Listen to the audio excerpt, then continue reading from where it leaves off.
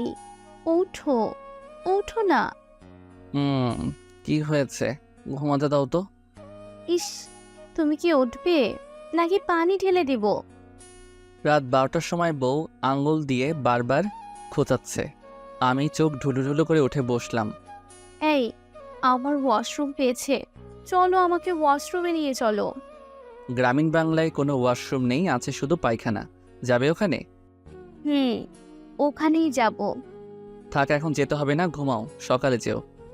ইস, আমার এখনই যেতে হবে, অনেক চাপ। কোনটা পেয়েছে, ছোট না বড়? দুটোই। ধুর, চলো তো। গুমগুম চোখ নিয়ে বউকে নিয়ে রওনা হলাম পায়খানার দিকে। আমাদের গ্রামের বাড়িতে এখনও ইলেকট্রিসিটি আসেনি। অনেক আগে দরখাস্ত দিয়ে রেখেছি, কিন্তু কাজ হচ্ছে না। মনে হয় টাকা খাওয়াতে হবে, কিন্তু বছরে 2-1 দিনের জন্য এসে এত কিছু কে করে?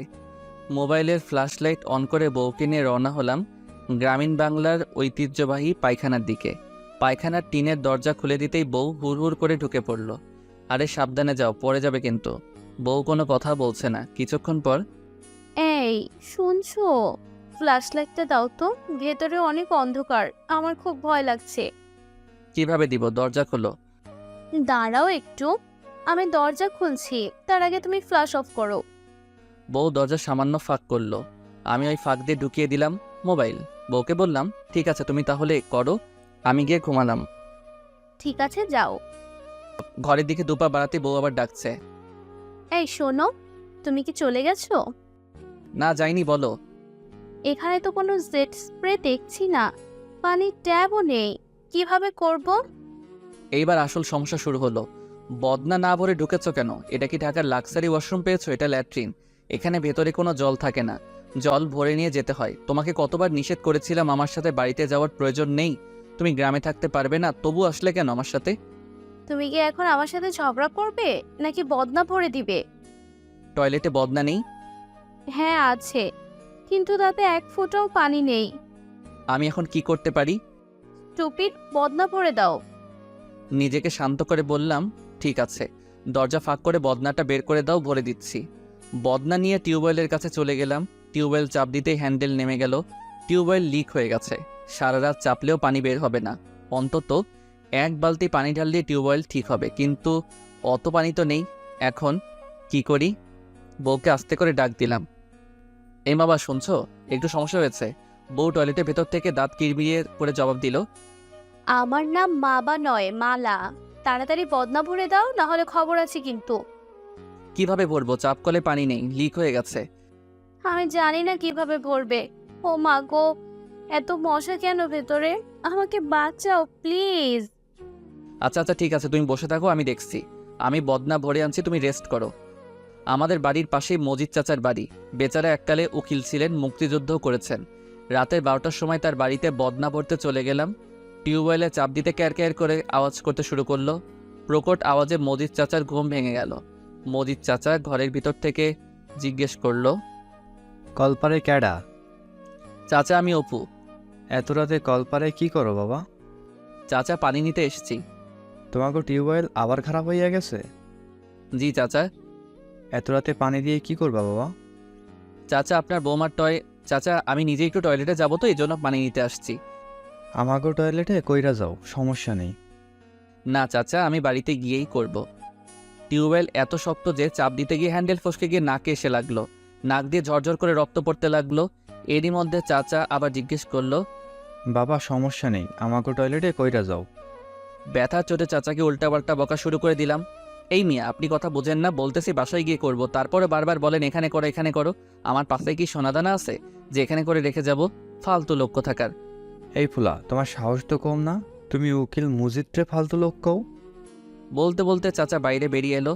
ফালতু বলবো না কি করবো? এক বদনা পানির জন্য এত প্রশ্ন কিসের? হেই ফুলা, রাত 12টার সময় তুমি বদনা ভরতে আইবা আরেকজনের বাড়ি, টিউবওয়েল চাইবা, সবার ঘুম হারাম করবা, আর তোমারে কেউ জিগাইলেই দোষ? আপনি আসলে একটা ফালতু লোক, বেশি কথা বলেন। এই ফুলা, একটা থাপ্পড় দিয়া দাঁত ফেলাইয়া দিমু। দেন থাপ্পড়, দেখি আপনার কত বড় সাহস। আপনার বাপের কামাই খাই না, আমার বাপের কি কম আছে? আশেপাশের বাড়ি থেকে লোকজন জড়ো হতে লাগলো। সবাই টর্চ লাইট হাতে নিয়ে এমনভাবে দিয়ে আসতে লাগলো, মনে হচ্ছে চোর ধরা পড়েছে। একজন আমার মুখের উপর টর্চ ধরতে আবিষ্কার করলো আমার নাক দিয়ে রক্ত বেরোচ্ছে। দূর থেকে কে যেন চিৎকার করে সবাইকে জানিয়ে দিল, এই মজিদের বাড়ি মারামারি লাগছে, সবাই ওঠো রে ওঠো। রাত 3টা পর্যন্ত এই নিয়ে ঝগড়াঝাটি। ভোর রাতে গ্রামের মধ্যে সালিশ বসলো। সব মুরব্বীরা এসে মজিদের বাড়ি জড়ো হলো। বাড়ির মহিলারা আমাকে সাপোর্ট করছে, কিন্তু মুরব্বীরা মজিদের দিকে টানছে। কে জানে এর মধ্যে ঘুষও দিয়ে ফেলেছে নাকি। উকিলদের স্বভাব খারাপ, ঘুষ নেওয়া এবং দেওয়া ওদের কাছে পানকে পিক ফেলার মতো সহজ কাজ। মেম্বার চাচা আমায় প্রশ্ন করলো, অপু বাবা, ঘটনা কি হয়েছে একদম শুরু থেকে বলো। আমি বলতে শুরু করলাম, চাচা একেবারে সাধারণ বিষয়। রাত 12টার সময় আপনাদের বৌমা বলল টয়লেটে যাব। তাকে টয়লেটে বসিয়ে রেখে আমি এই বাড়িতে আসলাম বদনা ভরতে। কলের শব্দে মজিদ চাচার ঘুম ভেঙে গেল। তারপর মজিদ চাচা নানান প্রশ্ন করতে লাগলো। তার সাথে কথা বলতে চাপকলের হ্যান্ডেল এসে নাকে লাগলো। আর তারপর থেকেই এই কথা না সেই কথা দিয়ে বিবাদ শুরু হলো। আমার কথা শুনে মুরব্বীরা সবাই হো হো করে হাসতে লাগলো। চাচিরা সবাই আহারে আহারে করে আমাকে নিয়ে বাড়ির দিকে রওনা হলো। আমি বললাম, দাঁড়ান চাচি, বদনাটা ভরে নিই।